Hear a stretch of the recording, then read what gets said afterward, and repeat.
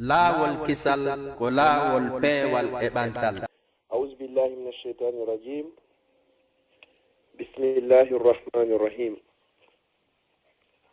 اللهم لا علم لنا إلا ما علمتنا إنك أنت العليم الحكيم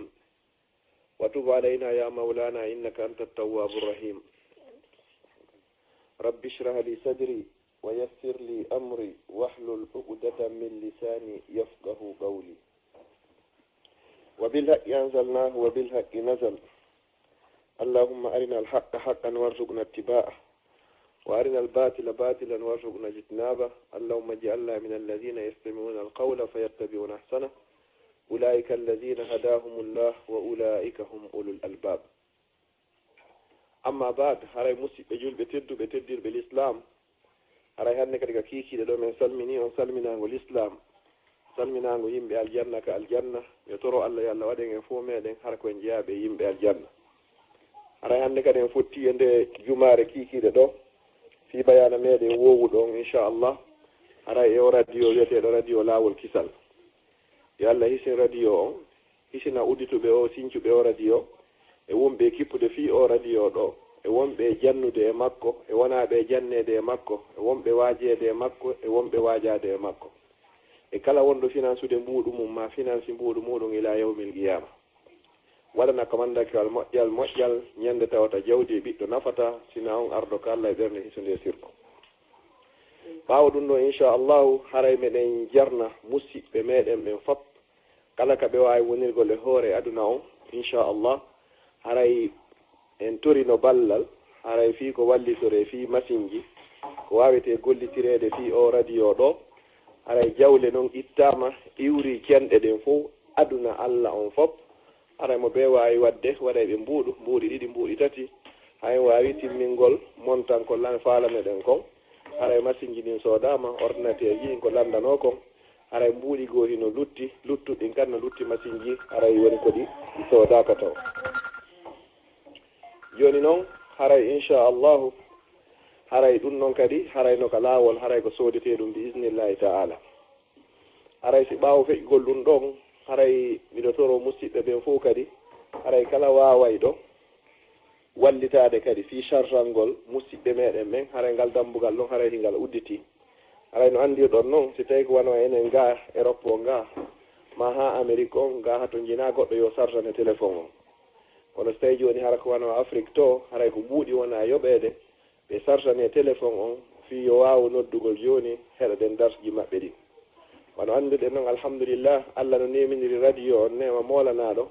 nemaji ɗi kontatako wano jumare sakkitinde ɓe e kala lewru haray ko docteur Mouhamadou Wuri Bari hafisahullahu wa ra'a haray ko ɓen noon waɗanta en yewtere waɗana en ɗon lande e jaabaji yon noon haray ɗum ɗon no landi jawdi haray hande noon inchallahu ko woni ka dars meɗen ɗo ko fadilatu al akh al fadil cheikh hafisi ussou ɓe anduɗen ɓen haray tigui tigui on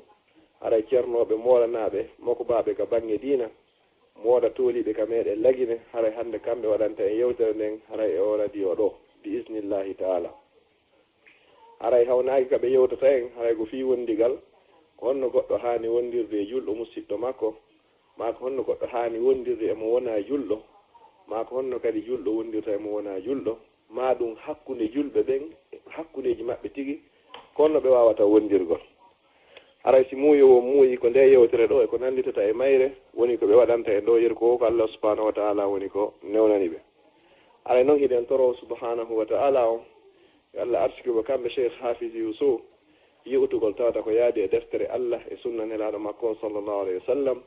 waɗa en kadi enen heɗitiɓe fof hara ko fi Allah woni ko heɗitoɓen waɗa en e ɓe yimɓe heɗitotoɓe yewtere ɓe ƴetta ko ɓuuri moƴƴude yewtere nden kon ɓe nafitora innahu waliyu zalika wal qadiru alayh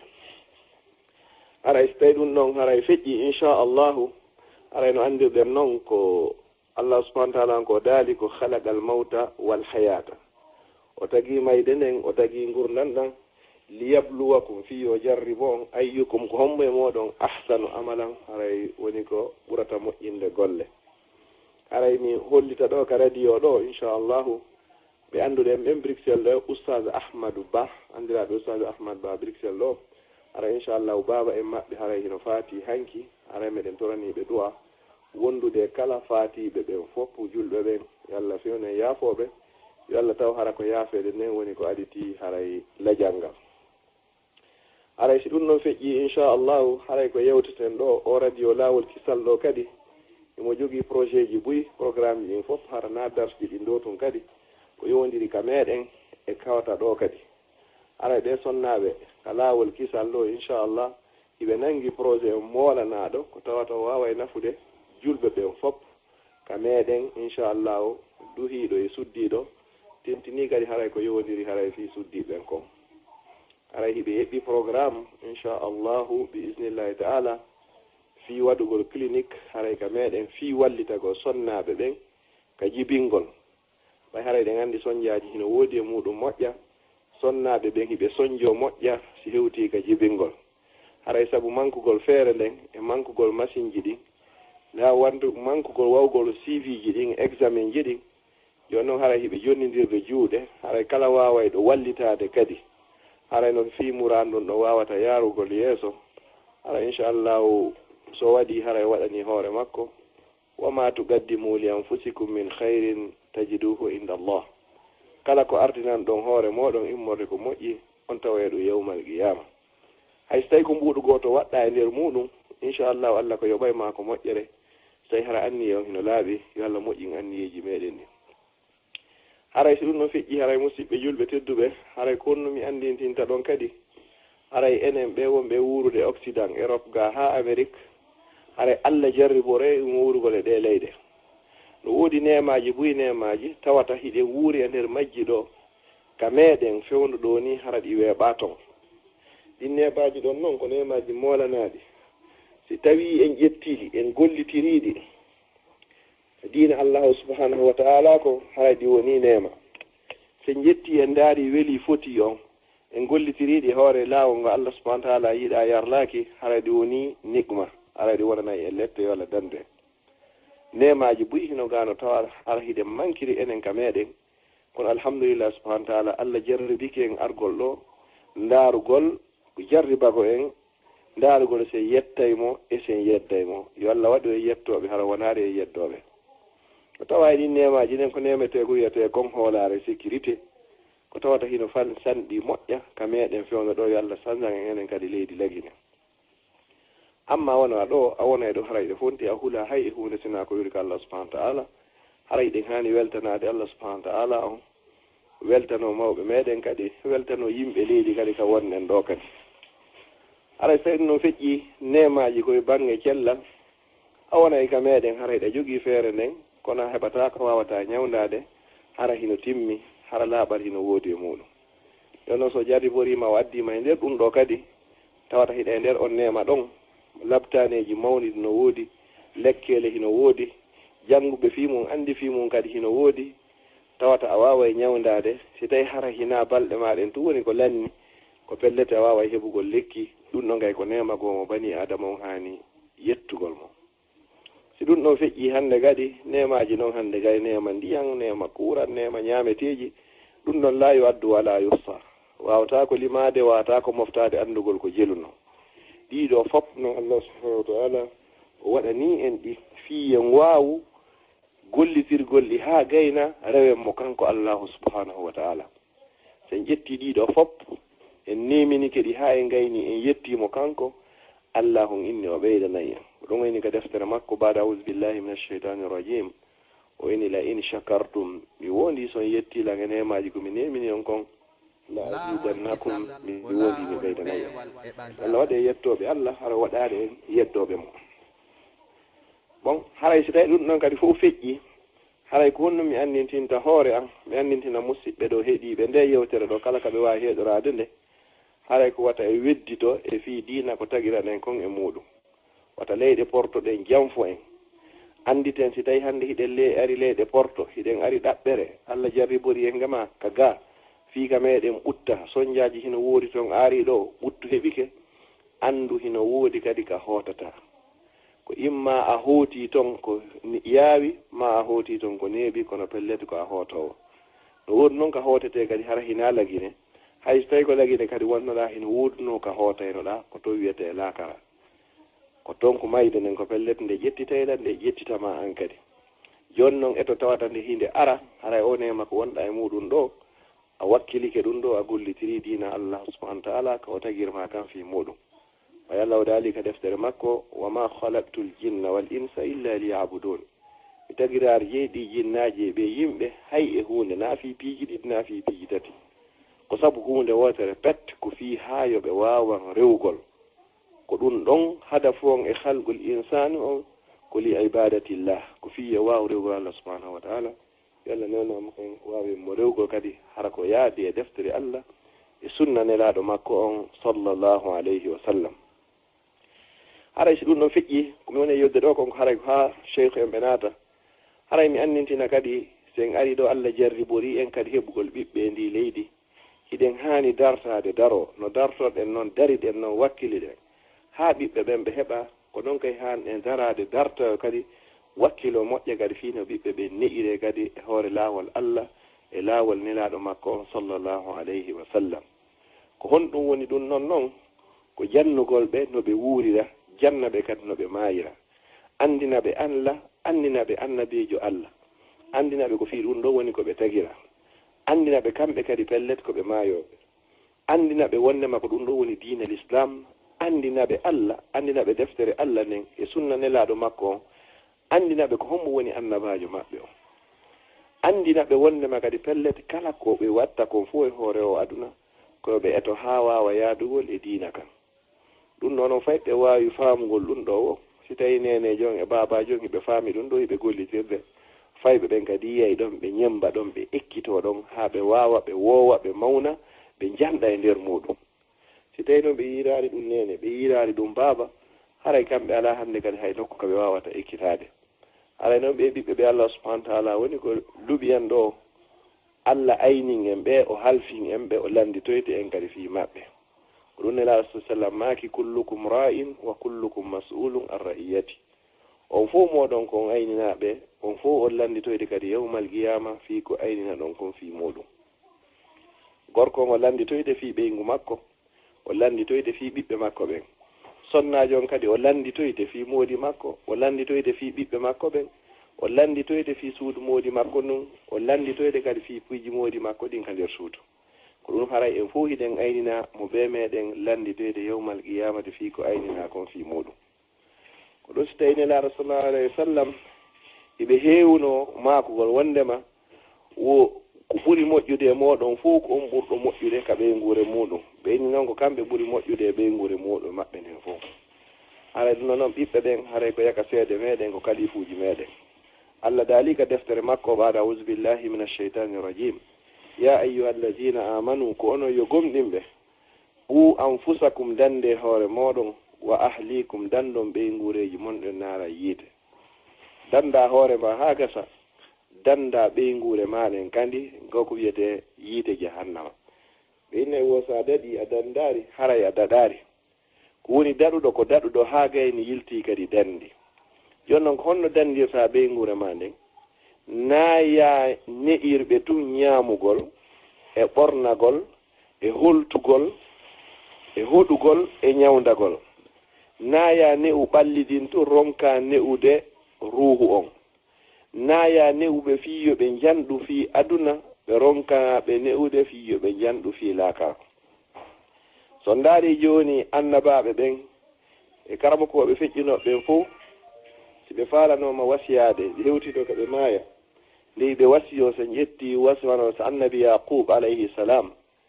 ko wino ɗon tumande mayde nden arnomo is hadara yaquba al mawtu is qala li banihi tumande wiyanno ɓiɓɓe makko ɓen fof o naari ko honɗum ɓornoto ɗon ko honɗum ñamoton ko honto hoɗoton ko honno gerdoton ko inino ko mata abuduna min ba'adi ene ko honɗum woni ko rewoton ɓaawo an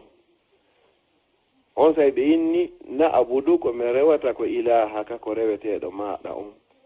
ɗum ko hombo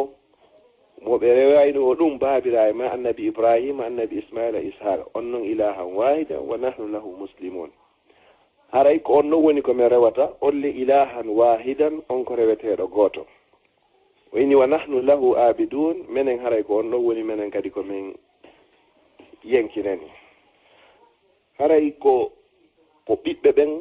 ɓen ko kalifu meɗen enen wonɓe wurde ɓen haray e nder ɗe leyɗe tentini noon ɗo ko tawata hara leyɗe ɗen ɗo hara hino newugol ɓe no diina ka wiri noon e fina tawa meɗen on ko yaade diina l'islam kon hara hina ko welifi kono noon ɓay en ari joni en inni en wuura e ɗe leyɗe haray ko ɓe wakkilo ɗen kadi ne'ugol ɓe ɗon yaada e sariyaji leydi ka wuurɗen ɗo